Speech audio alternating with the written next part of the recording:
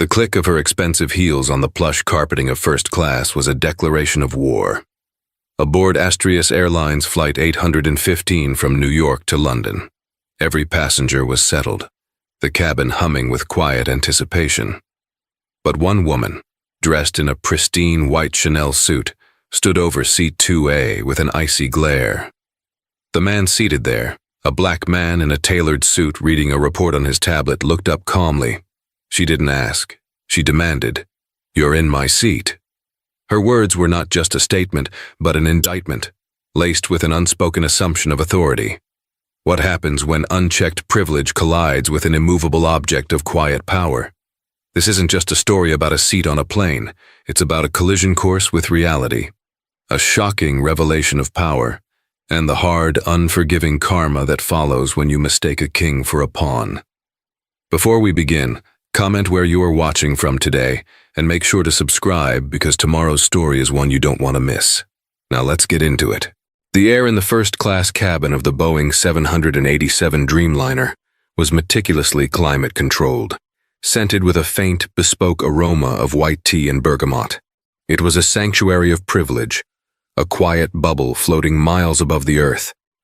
Julian Sinclair had specifically chosen Airlines for its reputation for seamless, unobtrusive service. As CEO of Helios Innovations, a global leader in renewable energy technology, his life was a blur of high-stakes meetings and transatlantic flights. These 7 hours in the air were his to decompress, to strategize, to simply be.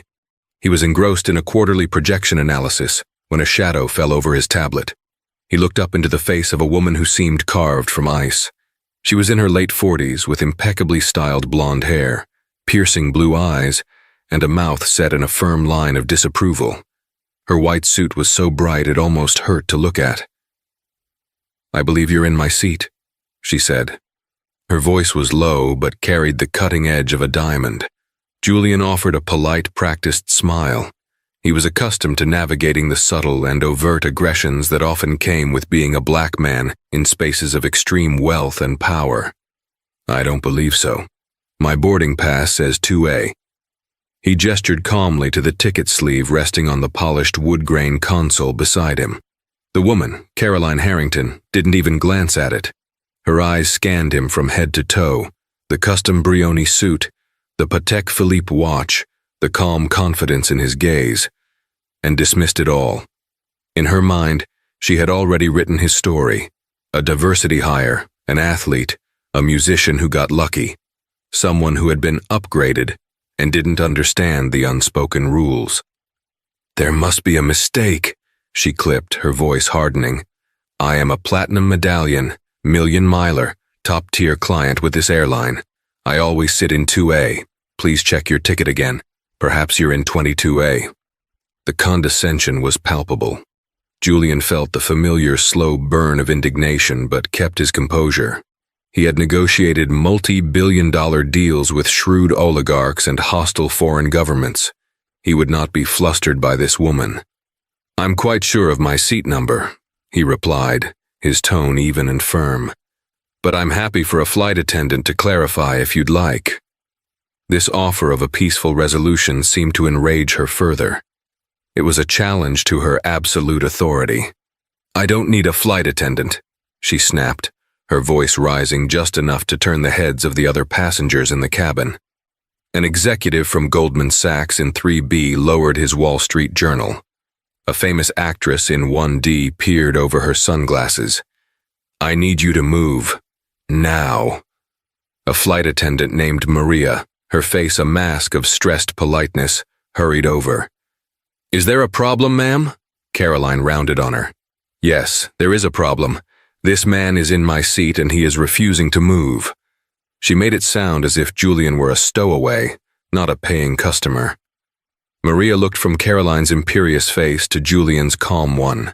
She glanced at the tablet in his hand, which showed a complex data chart under the heading, Helios Innovations Q4 Solar Yield Projections. "May I see your boarding pass, ma'am?" Maria asked Caroline, her voice trembling slightly. Caroline scoffed as if the request were a personal insult. She fumbled in her Hermes Birkin bag and produced her pass, thrusting it at Maria. "See? 2A. Now handle this." Maria looked at the pass and a flicker of confusion crossed her face. She then turned to Julian. "Sir, I am so sorry to bother you, but may I see yours as well?"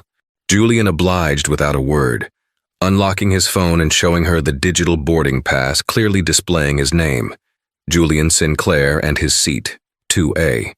Maria looked between the two passes, her expression growing more panicked. She was a deer in the headlights, caught between an immovable object and an unstoppable force of entitlement. She saw two valid passes for the same seat. It was a rare but severe system glitch. Her training dictated the protocol. Apologize profusely and reseat one of the passengers, typically the one with lower status or who booked later. But Caroline had already declared her superior status, and Julian Sinclair, his name sounded familiar. "Ma'am, it appears there has been a booking error in our system," Maria began, her voice placating. "I am so sorry. We have another excellent window seat available in 4A, and of course we will offer you a significant travel voucher for the inconvenience." Caroline's face turned a shade of crimson. "A voucher? Another seat? Are you insane? I don't want another seat. I want my seat, the one he is in. Remove him." The word him hung in the air, thick with prejudice. She wasn't seeing a fellow first-class passenger. She was seeing an obstacle, a usurper who didn't belong. Julian had remained silent, observing. He had seen this play out before in different arenas. It was a power play, pure and simple. But her venom was exceptional. He decided to speak, his voice cutting through the tension with quiet authority. "There's no need to berate the staff," he said, looking directly at Caroline. "It's a system error. These things happen." "Don't you speak to me," she spat. "You have no idea who you're talking to." "I know I'm talking to a woman causing an unnecessary disturbance and delaying the departure of this aircraft," Julian countered, his patience finally fraying. "The offer of seat 4A is perfectly reasonable. I suggest you take it so we can all get on our way." Her jaw dropped. That he would dare to suggest what she should do was, in her eyes, the ultimate transgression. She was no longer just angry. She was incandescent with rage. "This is unacceptable," she shouted, her voice echoing through the now silent cabin. "I want your supervisor. I want the captain. I want this plane turned around. I will have your job," she snarled at Maria. "And I will have him." She pointed a trembling, perfectly manicured finger at Julian, removed from this flight and banned from this airline for life. The purser, a stern-looking man named David, arrived, followed shortly by the first officer. The situation had escalated beyond a simple seating dispute. It was now a full-blown confrontation, with Caroline Harrington at its volcanic epicenter. The cabin doors were closed. They were on the verge of pushing back from the gate at JFK, and Julian Sinclair sat in his seat, watching, waiting, and wondering just how far this woman was willing to take her spectacular display of arrogance. The arrival of the first officer, a man with silvering temples and an air of no-nonsense authority named Captain Miles Foster, did little to quell Caroline's fury. If anything, it emboldened her. She now had a captive audience of authority figures to whom she could issue her decrees. "Captain, I'm glad you're here," she began, bypassing the purser entirely. "This flight attendant," she gestured dismissively at Maria, "has been completely useless. This man," her gaze fell on Julian with renewed venom, "is in my assigned seat and is belligerently refusing to move. I am a Premier Executive Platinum member, and this is the most appalling customer service I have ever experienced. I demand he be removed immediately." Captain Foster listened patiently, his eyes moving from Caroline's enraged face to Julian's stoic one. He'd seen his share of entitled passengers, but this was a masterclass. "Ma'am," he said, his voice calm and deep, a voice trained to inspire confidence during turbulence. "My purser has informed me of the duplicate seating error. It is an unfortunate fault in our system, and we apologize. However, the solution offered, relocating you to another first-class seat and compensating you, is our standard, and frankly very generous protocol." "Protocol?" Caroline laughed, a sharp, humorless sound. "I don't care about your protocol. I care about my seat. My company has a multi-million-dollar corporate account with Astrius. Do you have any idea the level of business we provide? Julian decided it was time to intervene again. With all due respect to everyone, this has gone on long enough, he said, finally rising to his feet. He was tall, over 6 feet, and his presence seemed to subtly shift the power dynamic in the aisle. He was no longer just a man in a seat. He was a man standing his ground. I will not be spoken about as if I am not here, and I will not be removed. I am a ticketed passenger in my assigned seat if Mrs. He paused, realizing he didn't even know her name. It's Harrington, she snapped. Caroline Harrington. A flicker of recognition crossed Captain Foster's face, but it was fleeting, dismissed as a coincidence. The name wasn't uncommon. Mrs. Harrington, Julian continued, his voice like polished steel. If Mrs. Harrington is unwilling to accept a perfectly suitable alternative, then perhaps she should be the one to deplane and take a later flight. Gasps rippled through the cabin. The Goldman Sachs executive choked on his water. The actress's jaw was slack. He had not only defied her, he had turned her own threat back on her. Caroline Harrington stared at him, her blue eyes blazing with a mixture of shock and pure hatred.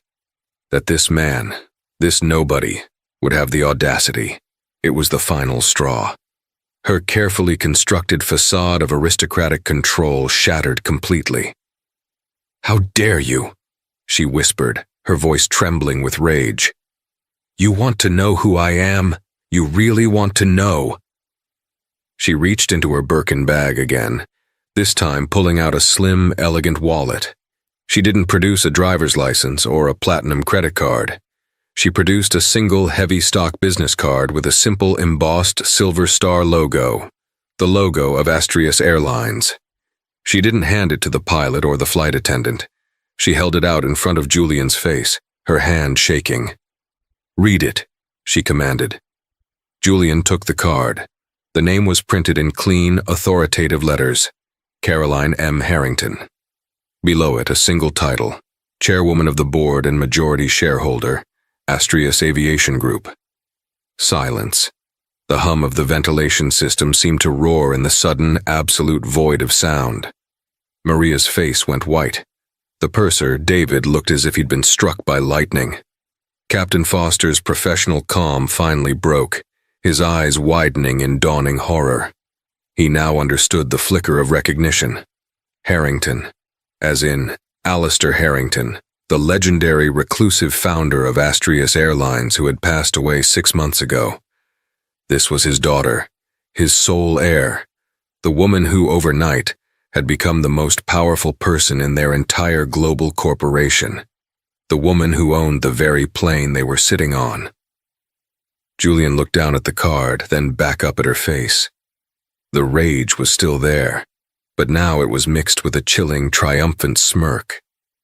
She had just dropped a nuclear bomb in the first-class cabin, and she was reveling in the fallout. He felt a cold knot tighten in his stomach. This wasn't just an entitled passenger anymore. This was something far more dangerous. He handed the card back to her. His own expression was unreadable. Caroline turned to the petrified crew. "So," she said, her voice dripping with venomous victory, "let's try this again. Are you going to remove this man from my seat, or will I be calling my corporate counsel to begin termination proceedings for every single one of you, starting with you, Captain?" Captain Foster was trapped. His duty was to the safety and regulations of the flight, but his career and the careers of his crew were now being held hostage. The power imbalance was absolute. He looked at Julian, a silent apology in his eyes. Julian saw it. He understood the impossible position they were in. To resist now would accomplish nothing but to ruin the lives of the crew who were just doing their jobs. He had lost the battle, but his mind was already shifting, analyzing the war. The CEO in him took over, assessing the character of the person who held ultimate power over a multi-billion-dollar airline. And what he saw terrified him. Petty, vengeful, racist, unstable. With a quiet dignity that seemed to suck all the air out of Caroline's triumphant moment, Julian Sinclair gathered his tablet and his jacket. He didn't look at her. He looked at Maria, the flight attendant who had been caught in the crossfire. "It's all right," he said to her softly, his voice devoid of anger. "Where would you like me to sit?" Caroline Harrington watched him go, a smug, satisfied smile on her lips. She had won. She had asserted her dominance. She sank into the warm leather of seat 2A, the seat she had fought for, her seat. But as the plane finally pushed back from the gate, the victory felt strangely hollow. She had gotten what she wanted, but the look in Julian Sinclair's eyes, not of defeat, but of cold, clear-eyed assessment, lingered in her mind like a premonition. The remainder of the flight to Heathrow was a study in contrasts. For Caroline Harrington, it was an exercise in absolute power.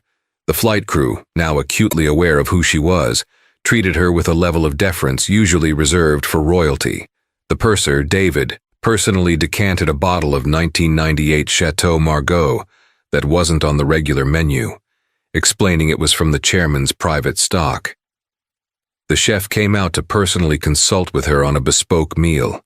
Every need was anticipated, every request fulfilled before it was fully formed. Yet Caroline felt a profound and unsettling emptiness. She had expected to feel vindicated, powerful. Instead, she felt isolated. The other passengers in first class, who had witnessed her display, now avoided her gaze. The hushed whispers ceased whenever she looked in their direction. She had turned her sanctuary into a throne room, and in doing so, had become a prisoner in it. Her thoughts drifted to her father, Alistair Harrington. He had built Asturias from 2 rickety prop planes into a global behemoth. He was a brilliant, ruthless, and deeply private man who had ruled his empire with an iron fist. He had loved the mechanics of flight, the smell of jet fuel, the intricate dance of logistics. He had despised boardroom politics and the public eye. In his final years, he had become a recluse, and Caroline, his only child, had been kept at a distance, more of a financial beneficiary than a true heir to his legacy. Now it was all hers. The weight of it was suffocating. She felt like an imposter, playing the role of a queen because she didn't know how to be a leader. The incident with the man in her seat, it wasn't about the seat. It was about control. In a life that felt terrifyingly out of her control, demanding that specific seat was a desperate grasp for a piece of solid ground. She had been testing the limits of her new power, and the result left a sour taste in her mouth. She had humiliated a man and terrorized a flight crew to claim 2 square feet of leather and plastic. The victory felt pathetic. Meanwhile, Julian Sinclair, now seated in 4A, was experiencing a very different journey. After the initial sting of the public humiliation, his analytical mind had taken over completely. He wasn't angry. He was deeply concerned. He discreetly used the in-flight Wi-Fi to do a quick search on Caroline M. Harrington. The results were sparse. A few society pages from years ago, a brief mention in her father's obituary. She was a ghost, an unknown quantity who now controlled a fleet of over 800 aircraft, the livelihoods of 70,000 employees, and the safety of millions of passengers. What he had witnessed was not the behavior of a confident leader. It was the lashing out of a deeply insecure and prejudiced individual. An airline is a complex machine of logistics, safety protocols, and human capital. It requires steady, rational leadership. Caroline Harrington was a lit match in a hangar full of aviation fuel. He typed out a secure, encrypted email to his chief risk officer at Helios Innovations, a brilliant woman named Dr. Eris Thorne. Subject: Astraeus Aviation Group. Urgent assessment. Eris, I've had a revealing personal encounter with the new majority shareholder of Asturias, Caroline Harrington. My preliminary assessment is that she is temperamentally unfit for a leadership role of this magnitude. Her decision-making appears to be driven by ego and prejudice, not logic. I want you to begin a quiet but deep dive into AAG. I'm not interested in their stock performance. I want to know about their operational integrity. Check chatter on pilot and mechanic forums. Look into their recent maintenance contracts, any changes in part suppliers since Alistair Harrington's death. Has there been an uptick in FAA complaints or internal whistleblower reports? Check their safety record for the last 12 months versus the industry average. Our corporate account with them is substantial, but more importantly, hundreds of our employees fly Astrius every week. I have a gut feeling that the rot starts at the top. Let's see if we can find evidence of it before it becomes a systemic failure. Discretion is paramount. Regards, Julian. He hit send just as the plane began its descent into London. He looked out the window at the sprawling city lights below. He had been publicly disrespected, but his mind was no longer on the personal slight. He was thinking about cause and effect, about the subtle cracks that appear in an organization's foundation long before the entire structure collapses. The woman in seat 2A wasn't just a problem for him. She was a potential catastrophe for everyone who flew her airline. Upon landing, Caroline was the first one off the plane, met at the jet bridge by a team of fawning ground staff. They whisked her away to a private lounge, insulating her from the real world. Julian deplaned quietly like any other passenger. As he walked through the terminal, his phone buzzed. It was a message from Aris Thorne. Message received. Astraeus Aviation Group. Already on it. You're not going to like what I'm already finding. Talk tomorrow. A cold dread settled over Julian. He had a terrible feeling that the drama in Cabin 2 was only the opening act of a much larger and far more terrifying tragedy. In the weeks that followed the flight, Caroline Harrington threw herself into her role with the ferocity of someone trying to prove she belonged. She moved into her father's cavernous office atop Astrius Tower in downtown Chicago. The office, like her father, was Spartan and functional, with panoramic views of Lake Michigan. Caroline immediately had it gutted and redecorated in shades of white, cream, and gold, with plush carpets and abstract art.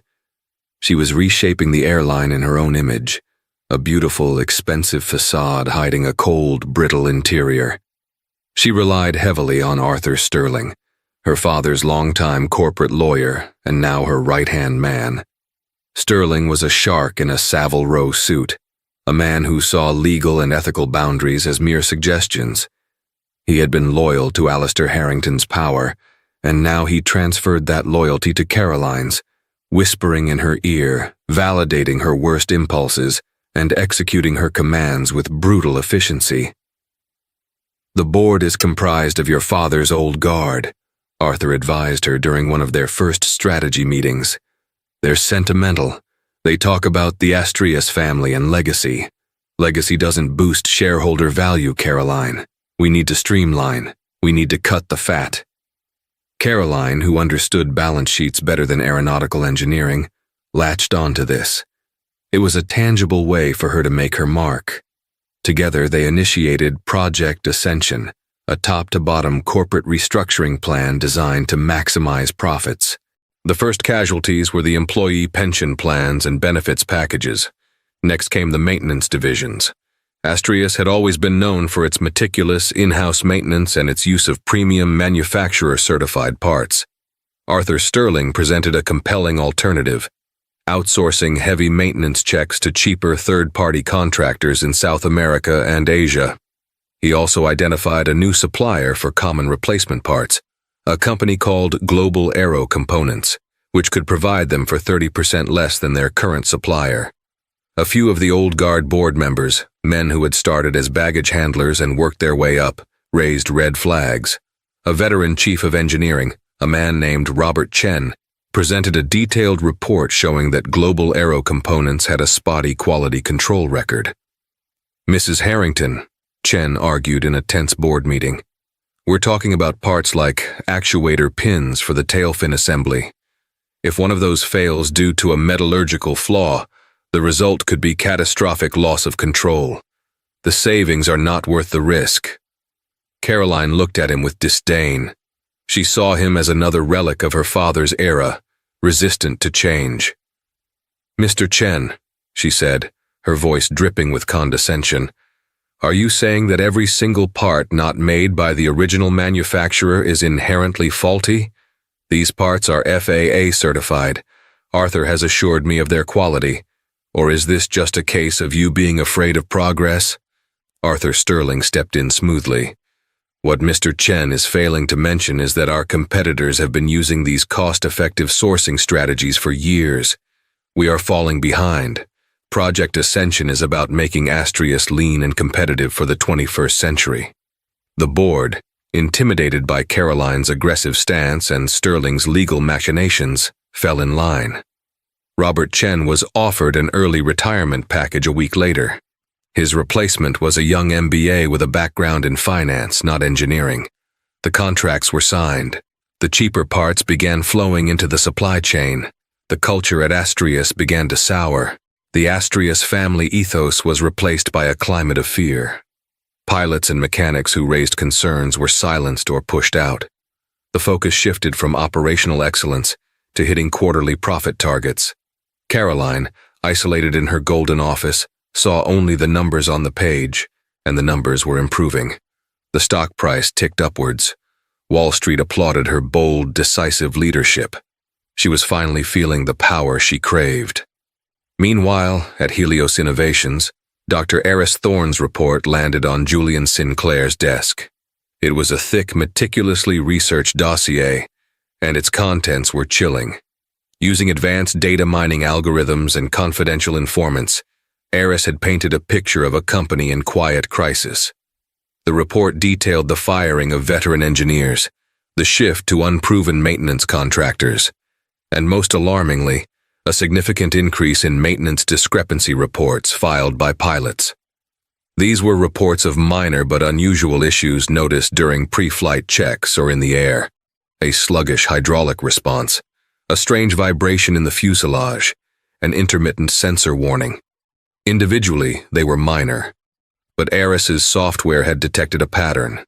A statistically significant number of these reports were coming from the 787 Dreamliner fleet, the same fleet that had recently been serviced by the new contractors using parts from Global Aero Components. "They're gambling, Julian," Eris told him in a video call. "They're swapping out high-tolerance forged metal components for cheaper cast metal versions. On paper, they meet minimum FAA standards.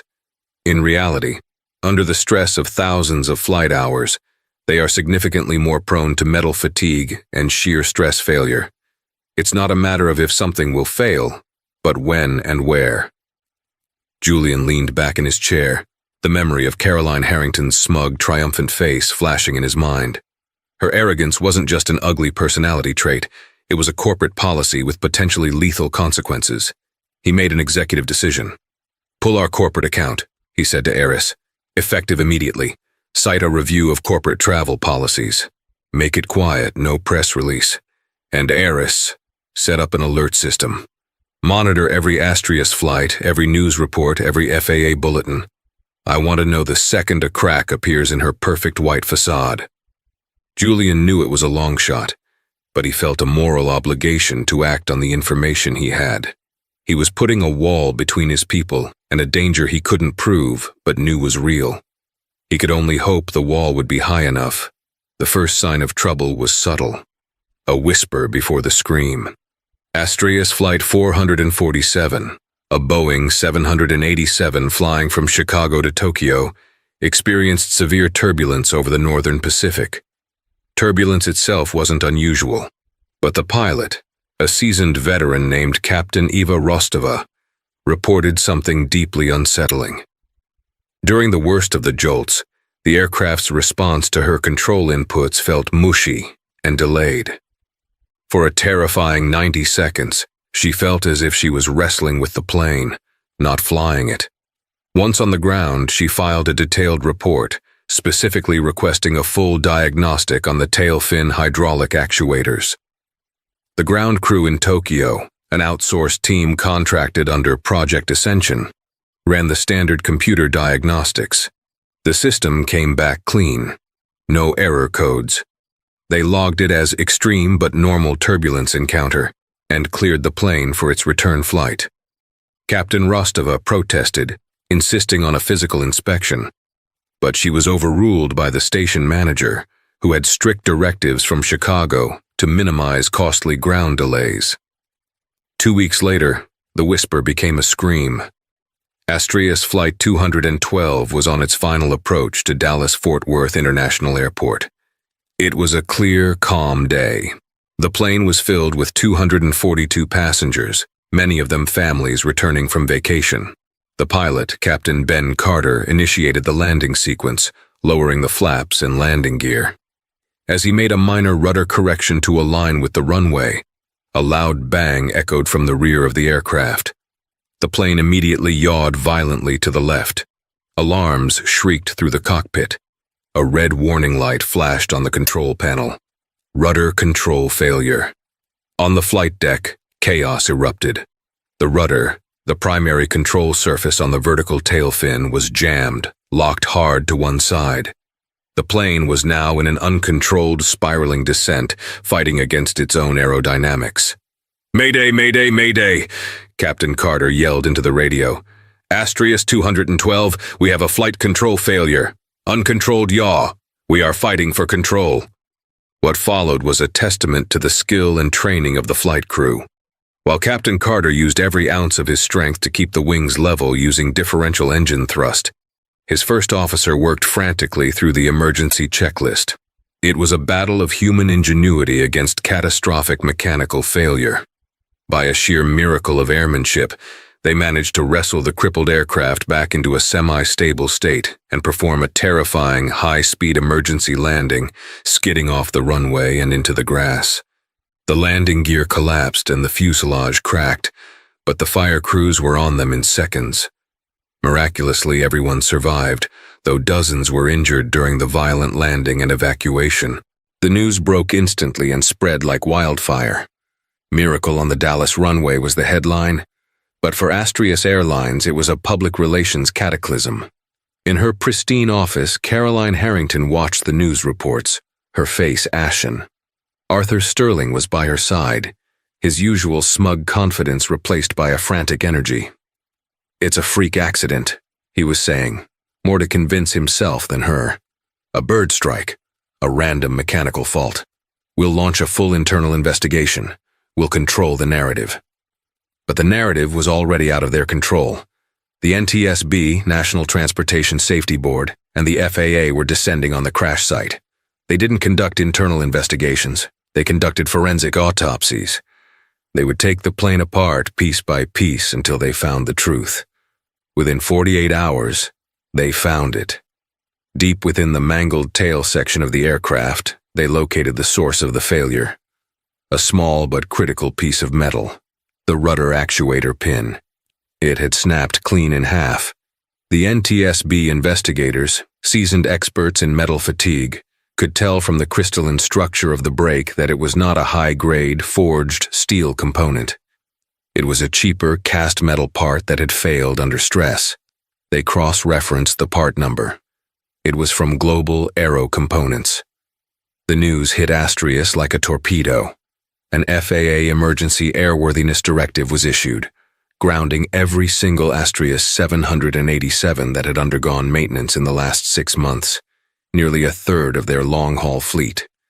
The stock price didn't just drop, it plummeted off a cliff, losing 60% of its value in a single day. Cancellations poured in. Corporate clients began severing ties. The media, smelling blood, began digging into the Project Ascension cost-cutting measures. Whistleblowers, feeling emboldened, started talking to reporters. The story of Robert Chen, the retired chief of engineering, became public. Captain Eva Rostova's ignored report from 2 weeks prior was leaked. Caroline Harrington was trapped in a waking nightmare. The reporters camped outside Astrius Tower were no longer fawning over her bold leadership. They were sharks circling a kill. Her father's legacy was crumbling into dust around her. She was no longer a queen on a throne. She was a pariah, the face of corporate greed that had nearly resulted in mass casualties. Arthur Sterling's advice was to lawyer up, deny everything, and blame the parts manufacturer. But Caroline knew it was her signature on the contracts. It was her decision to ignore the warnings. The blood of this disaster, miraculously not shed but close enough to stain forever, was on her hands. Desperate and terrified, she sat alone in her vast, silent office, the city lights twinkling below like a mocking audience. The empire she had inherited was on the brink of total collapse. She had flown too close to the sun on wings of arrogance, and now she was in a catastrophic, uncontrolled spiral, with no one to save her. The days that followed the Dallas incident were not just a crisis. They were a corporate vivisection, performed in public and without anesthetic. The media frenzy was relentless. News helicopters circled Estrella's tower like vultures, their cameras peering into the windows of the executive floors. The stock ticker, once a source of smug satisfaction for Caroline, was now a vertical waterfall of red, a digital hemorrhage that erased billions in value and wiped out her father's life's work in a matter of hours. Every news channel featured a chyron that read Astreas in freefall, playing on a loop a terrifying clip of Flight 212 skidding across the runway, its fuselage bent and broken. Caroline's authority evaporated overnight. She was no longer the bold, decisive leader Wall Street had praised. She was a pariah, the Marie Antoinette of the aviation world, accused of letting them eat cheap parts. The FAA, an organization known for its methodical, bureaucratic pace, moved with the speed and fury of an avenging angel. They didn't just ground the 787S. They slapped Astreas with a formal letter of investigation, the precursor to a full revocation of their air operator certificate. The threat was existential. It wasn't about a temporary halt in operations. It was about the legal death of the airline. The breaking point came in a sterile conference room in Washington, D.C., where Caroline and a team of hastily assembled lawyers met with the FAA's chief administrator, a formidable woman named Elena Peterson. Administrator Peterson had the calm, unyielding demeanor of a surgeon delivering a terminal diagnosis. She didn't raise her voice. She didn't need to. "Mrs. Harrington," Peterson began, her eyes like chips of granite. "Your internal review is insufficient. Your public statements are inadequate. You had a near-mass casualty event caused by a systemic failure that your own engineers, according to our preliminary findings, were warning you about for months. You don't have a parts problem. You have a cancer in your safety culture." Arthur Sterling, attempting to run his usual playbook of legal bluster, tried to interject. "Administrator, with all due respect, Astreas is cooperating fully. We believe this is an issue with a single supplier, Global Aero Components." Peterson cut him off with a glacial stare. "Mr. Sterling, save the deflections for your press conferences. In this room we deal in facts. The fact is a faulty component was installed. The fact is, your quality control, which you outsourced, failed to detect it.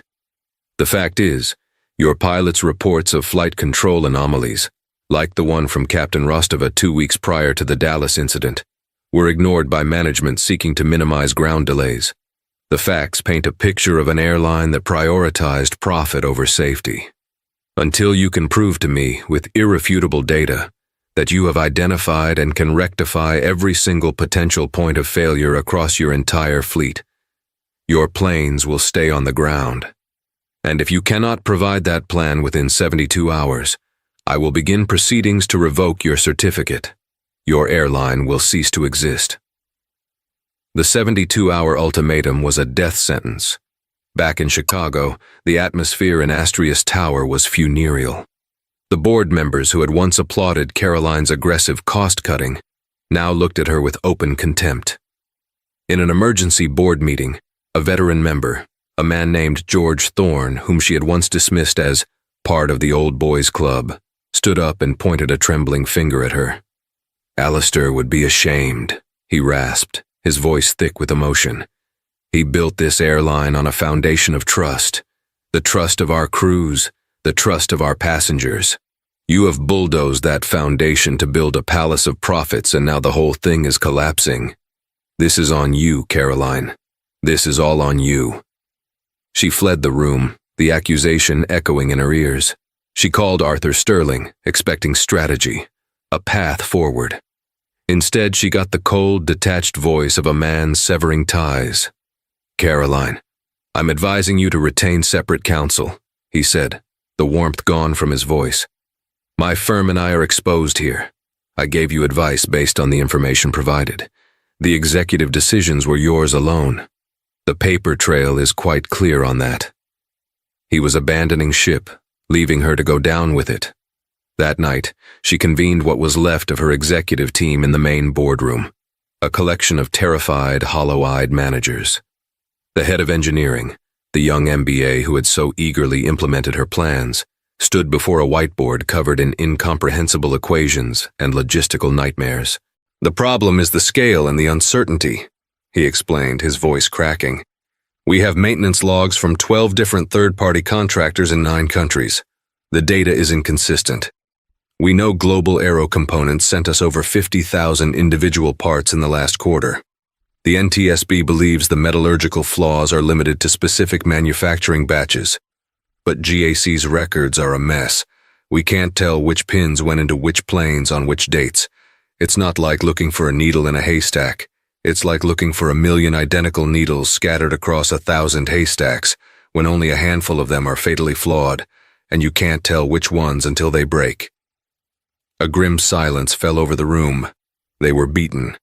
There was no technological or logistical solution within their grasp that could satisfy the FAA's 72-hour window. It was then that a junior data analyst, a young woman named Maya who had been silent the entire time, hesitantly raised her hand. All eyes turned to her. "Ma'am, Mrs. Harrington," she stammered, intimidated by the attention. "This might be nothing, but in my graduate program we studied a company. It's not in aviation, it's in the energy sector. It's called Helios Innovations." Caroline stared at her, the name a faint, dissonant chime in the back of her memory. "They specialize in predictive failure analysis using proprietary AI," Maya continued, gaining a bit of confidence as she spoke her passion. "They can predict with 99.8% accuracy when a specific wind turbine blade will develop a microfracture based on its manufacturing origin, atmospheric stress data, and harmonic resonance.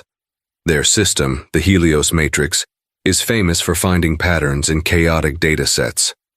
It could theoretically ingest all our disparate maintenance logs, flight data recorder information, and the supplier's shoddy records, and cross-reference it all to create a probability heat map. It could tell us which aircraft are most at risk. They're the only ones in the world with the processing power and the proven algorithm to do something like this. The CEO, his name is Julian Sinclair." The name landed in the silent room with the force of a physical explosion. For Caroline, the world tilted on its axis. The sterile boardroom dissolved, and she was suddenly back in the climate-controlled cabin of Flight 815.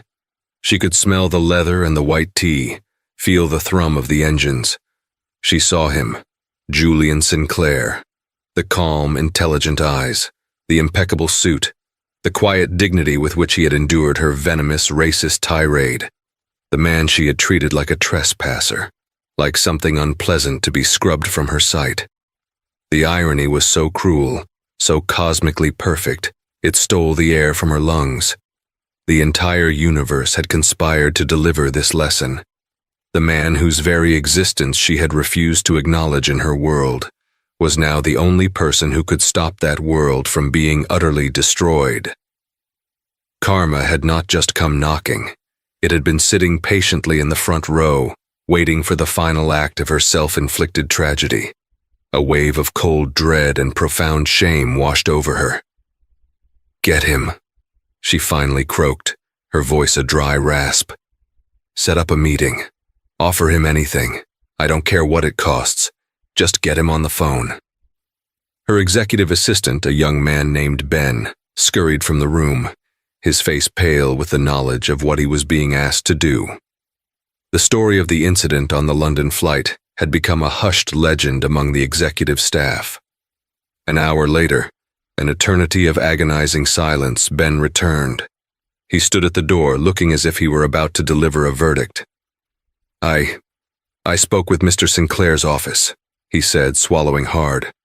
"I spoke with his executive assistant. She was very precise." "And?" Caroline demanded, her heart hammering against her ribs. Ben read from his notepad, his voice trembling slightly. "Mr. Sinclair is aware of the situation facing Astrius Airlines. He is willing to grant Mrs. Harrington an audience. The meeting will take place tomorrow morning at 8 a.m. sharp.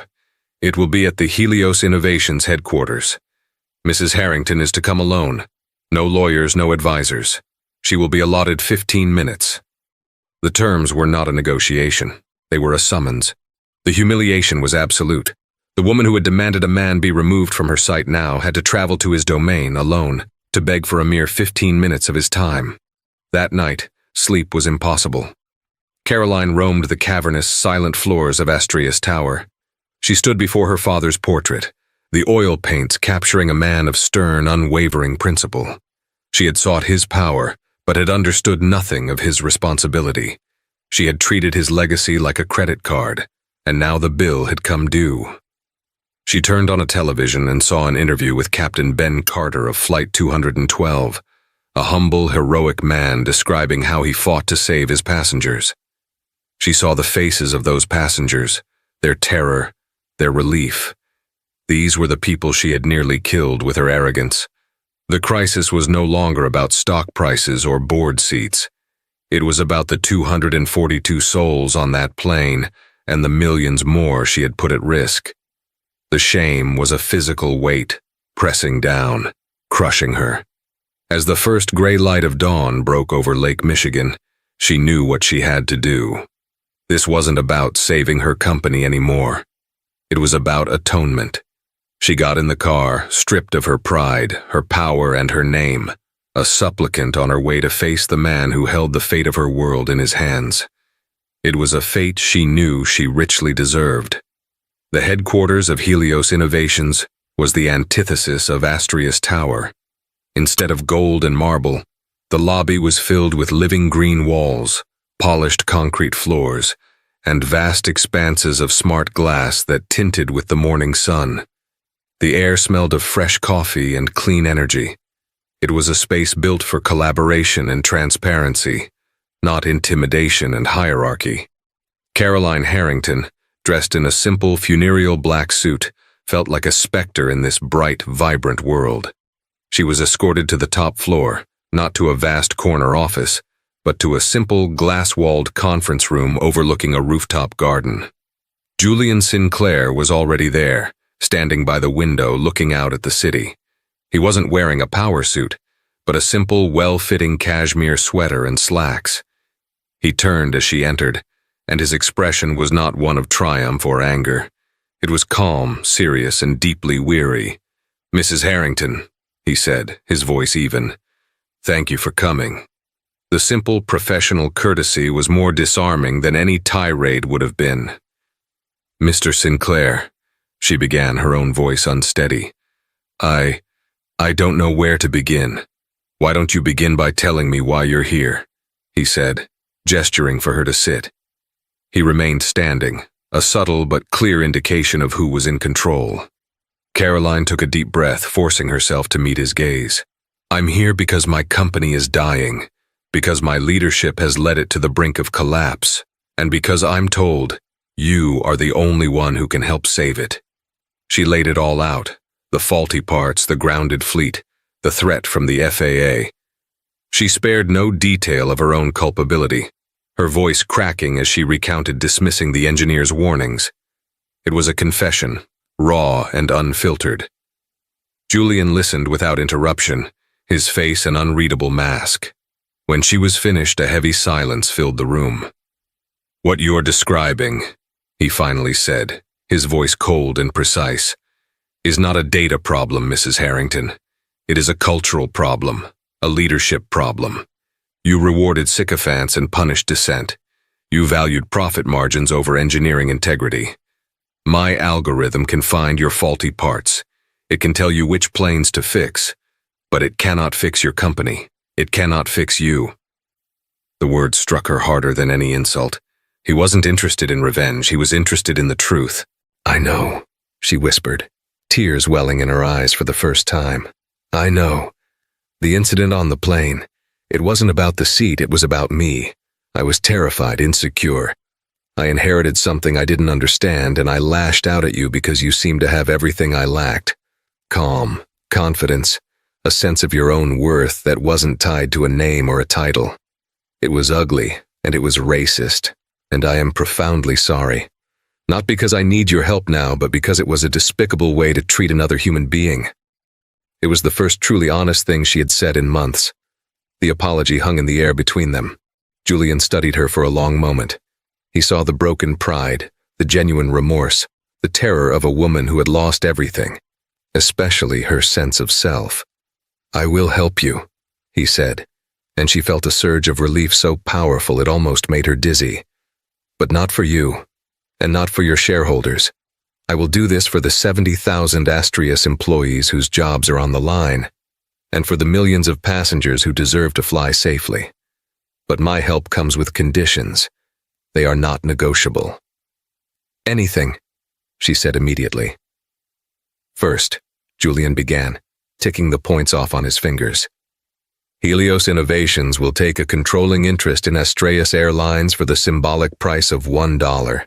My team will take over the operational audit. You will retain your title as chairwoman, but you will have no executive authority for a period of 24 months. You will be a student.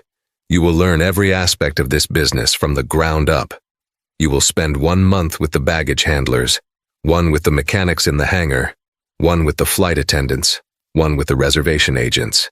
You will learn the names of the people whose lives you've been gambling with." Caroline paled, but she nodded. "Second, Arthur Sterling and every executive involved in the approval of Project Ascension will be terminated effective immediately. We will issue a public apology that accepts full and unconditional responsibility. No blaming suppliers or subordinates." She nodded again, her throat tight. "Third," he continued, his eyes locking onto hers, "you will personally establish and fund a $50 million charitable foundation for aviation safety education and to support the families of victims of air disasters. It will be called the Chen Foundation, in honor of the engineer you fired for telling you the truth." This was the final blow. It wasn't just a business deal. It was a penance, a carefully constructed path to redemption that would force her to confront every aspect of her failure. "Do you agree to these terms?" Julian asked. Caroline looked at him, at the man she had so cruelly misjudged. He wasn't just saving her company. He was offering her a chance to save herself. "Yes," she said, her voice clear and steady for the first time. "I agree." The weeks that followed were a whirlwind. Julian's team swept into Astrius like a force of nature. Their AI, the Helios Matrix, crunched the data in 3 days, producing a precise list of 178 aircraft that required immediate inspection. The company was saved from the brink. True to his word, Julian made Caroline start at the bottom. The first time she showed up for a 4 a.m. shift on the tarmac at O'Hare, a bitter Chicago wind whipping around her, the baggage handlers stared at her in disbelief. But she did the work. She learned how to load cargo, how to de-ice a wing. She listened to the mechanics, hearing their frustrations and their pride. She served coffee at 30,000 feet, calming a nervous child, cleaning up a spill. She was no longer Caroline Harrington, the heiress. She was just Caroline, the trainee. Slowly, something began to change in her. The hard shell of entitlement, built up over a lifetime, began to crack and fall away. She saw the intricate human machinery that made the airline run, and for the first time, she felt a flicker of the same passion her father must have felt. 6 months later, Julian was on an Astrius flight to London for a Helios board meeting. The service was impeccable, the mood on the plane confident and calm. A flight attendant came to his seat. "Mr. Sinclair," she said with a warm smile, "there's someone who'd like to say hello." She gestured down the aisle. A woman in a crisp standard-issue Astrius flight attendant uniform was pushing a service cart. Her blonde hair was pulled back in a simple regulation bun. She looked up, and her blue eyes, no longer icy but clear and focused, met his. It was Caroline Harrington. She stopped the cart by his seat. "Can I get you anything to drink, sir?" she asked, a small, genuine smile on her face. Julian looked at her, at the quiet dignity she now wore more naturally than she had ever worn a Chanel suit. "I'm fine, thank you, Caroline," he replied, his own smile mirroring hers. "It looks like you have everything under control." As she continued down the aisle, attending to the other passengers, Julian leaned back in his seat. The journey was far from over, but for the first time he was confident that Astrius Airlines was finally flying in the right direction. That's the incredible story of Caroline Harrington and Julian Sinclair. It began with a toxic display of privilege over a single seat, and ended with the complete transformation of a woman and the salvation of an entire airline. It's a powerful reminder that true leadership isn't about the power you inherit, but the humility you learn. It's about how karma doesn't always come as a punishment, but sometimes as an unbearable, life-changing lesson. The ultimate power isn't in demanding your seat, but in earning it. If this story of karmic justice and unexpected redemption moved you, let me know in the comments below. What did you think of Caroline's journey? Don't forget to hit that like button, share this video with someone who loves a story of twists and turns, and most importantly, subscribe for more real-life dramas that will have you on the edge of your seat. Click the notification bell so you never miss an update. Thank you for listening.